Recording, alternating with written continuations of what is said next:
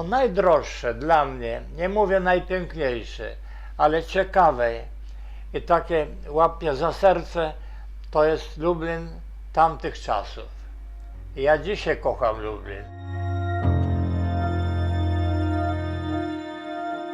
Są to rzeczy nieokreślone, to ja nie jestem literat, ja przemawiam zawsze obrazem, a nie słowem. I mnie jest dosyć trudno sprecyzować, ale mi się wydaje, że sam fakt, że ja się czuję tym obywatelem tego miasta, że ja przeżyłem nie takie słodkie, ale w ten czas wcale nie było goryczy, że było tam gorzej czy lepiej. Człowiek potrafił być z byle czego szczęśliwy, dosłownie. Byle, nie to, że byle, ale miał, w ogóle patrzył na drugiego człowieka jako na przyjaciela. Więc były pewne atmosfery, które dodawały wdzięku do tego miasta.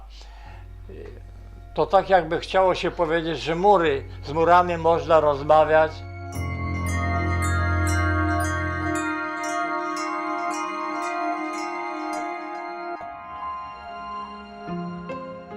Zacząłem właściwie Lublin, trzeba powiedzieć, od Ziółkowskiego. On mnie tak namawiał, on do muzeum mnie zaprowadził, opowiadał o sztuce ludowej i tak dalej. Jak ja widziałem ten Lublin?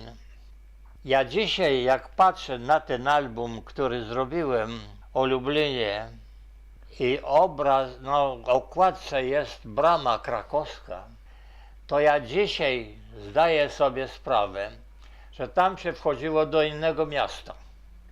Było starzyzna, zaniedbane te domy, targowe ulice.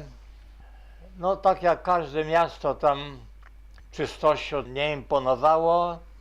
To jest wszystko ta patyna, te podwóreczka, te drewniane schody. To naprawdę był taki okres, że ja chodziłem z bramy do bramy.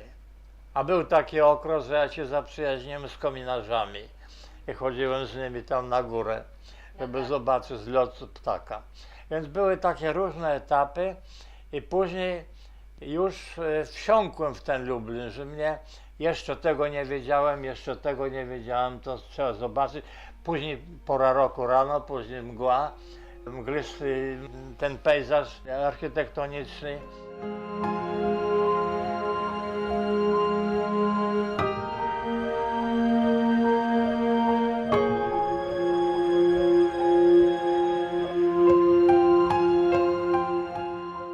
Siedemdziesiąt lat temu zrobiłem te pejzaże, to ja ich chowałem do tapczanu.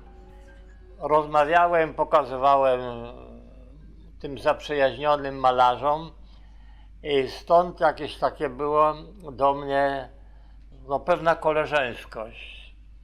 Ja już w ten czas fotografię traktowałem nie jako dokument, nie jako kalkowanie świata czy ziemi, ale były to obrazy fotograficzne. Oprócz tej architektury, to do tego jest potrzebny człowiek, potrzebna jest atmosfera, potrzebne są jakieś wspomnienia. Także to się składa z różnych czynników. Ale dla mnie to takim naprawdę najważniejsza rzecz, że ja tam zrozumiałem, co to jest artyzm, co to jest artysta. No to skąd to się bierze, jak to jest? Podpatrywałem, chodzili na spacer i rozmawiałem, i łobodowskie były. Chodziliśmy tam na czwartek. Trzeba powiedzieć, że to jest właściwie bardzo mały obszar, który można łatwo opanować.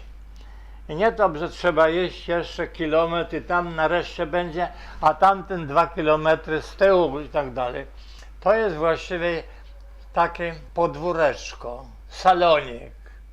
Tutaj tak wytypować stale, że ja przyjdę, to najpierw idę tu.